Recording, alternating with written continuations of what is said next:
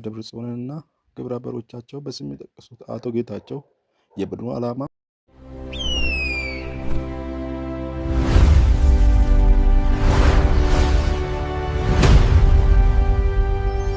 አቶ ጌታቸው ረዳ ባወጡት ዘለግ ያለ መግለጫ የህወሓት አመራሮች ከፌዴራል መንግስት ጋር ያለውን ልዩነት በሰላማዊ መንገድ መፍታት እንደማይቻል በይፋ ማወጁን፣ የትግራይ ህዝብ ደህንነት የሚያረጋግጠው በብልጽግና ፓርቲ መቃብር ላይ ብቻ ነው ወደሚል አደገኛ የጦርነት አቋም መሸጋገሩን አጋልጠዋል።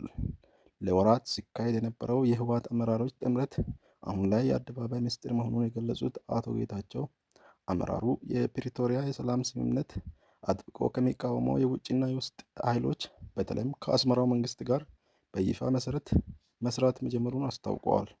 ዶክተር ደብረጽዮንንና ግብረ አበሮቻቸው በስም የጠቀሱት አቶ ጌታቸው የቡድኑ ዓላማ ምዕራብ ትግራይን በሰላማዊ መንገድ ማስመለስ ሳይሆን አዲስ አበባ ያለውን የፌዴራል መንግስት በኃይል መገልበጥ መሆኑን አብራርተዋል።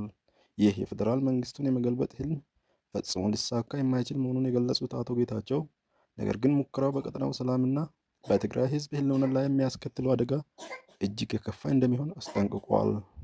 በቅርብ በሸሪና አካባቢ የተፈጠረው ግጭት በማሳያነት ያነሱት አቶ ጌታቸው ሁኔታው ምንም ያህል አደገኛ ላይ እንደደረሰ አመልካች ነው ብለዋል።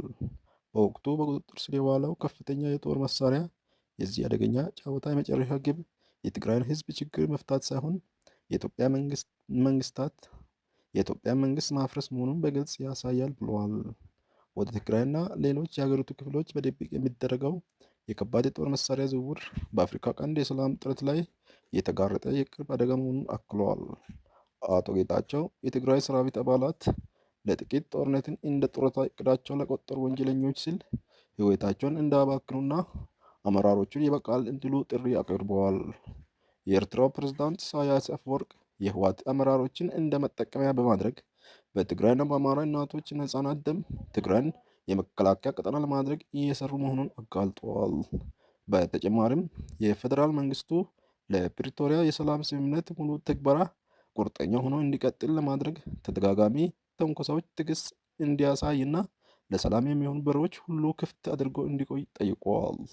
አቶ ጌታቸው በጦርነት ዝግጅት ፊት ዝምታን መምረጥ ከተባባሪነት እንደማይለይ በማሳሰብ ዓለም አቀፍ ማህበረሰብ አስቸኳይ እርምጃዎችን እንዲወስድ አሳስበዋል።